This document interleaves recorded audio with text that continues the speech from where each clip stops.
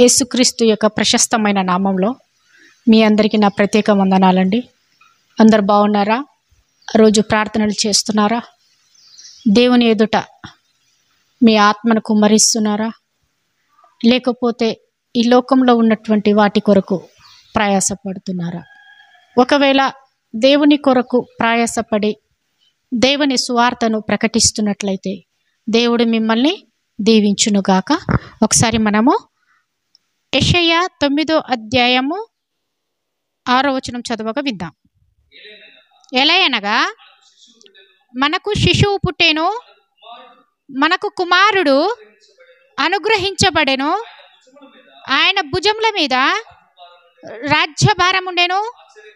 ఆశ్చర్యకరుడు, ఆలోచనకర్త, బలవంతుడైన దేవుడు, నిత్యుడగు తండ్రి, సమాధానకర్తయ్యగు అధిపతి అని అతనికి పేరు పెట్టబడును.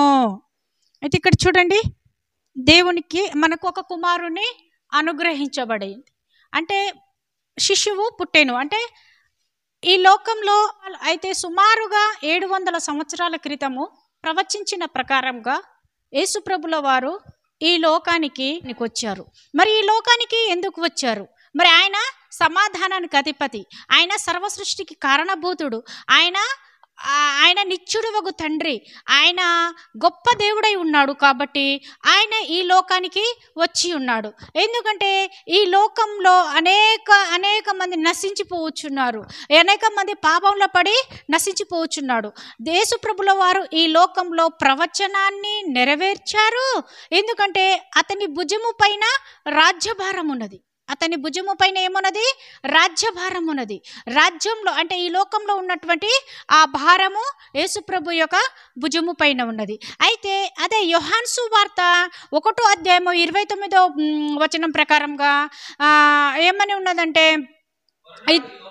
మరునాడు యోహాను యేసు తన యొద్దకు రాగా చూచి, ఇదిగో లోక పాపమును మోసుకొని పోవు దేవుని గొర్రె పిల్ల.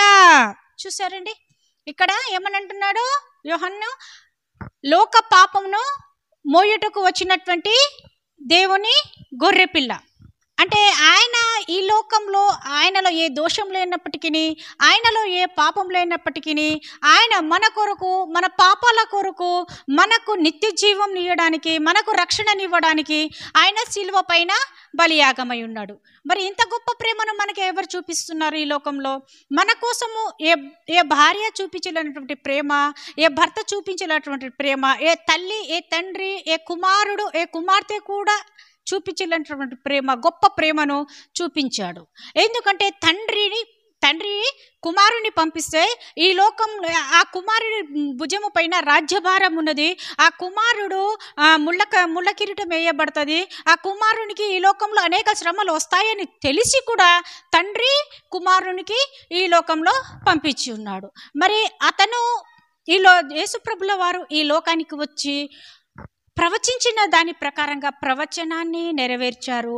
తర్వాత ఈ లోకంలో ఉన్నటువంటి పాపమును తన రక్తంతో కడిగివేశాడు. ఈ లోకంలో ఉన్నటువంటి పాపమును తన రక్తంతో కడిగివేసి మన కోసము ఈ లోకానికి వచ్చి ఉన్నారు. మన కోసము ఈ లోకానికి వచ్చి అనేక శ్రమలు, అనేక నిందలు, అనేకమైన అవమానాలు భరించి మనకు నిత్య జీవనిచ్చి మనకు రక్షణనిచ్చినటువంటి దేవునికి మహిమ కలుగును కాక. ఆమేన్, ఆమేన్.